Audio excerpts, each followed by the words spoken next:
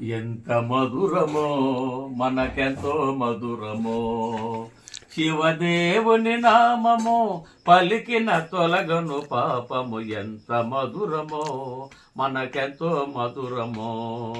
ఎంత వారలైనా పరకాంత దాసులే, ఎన్ని విద్య నేర్చిన కూటి కోసమే, ప్రగల్భాలు పలుకుట నీ ముప్పు కోసమే.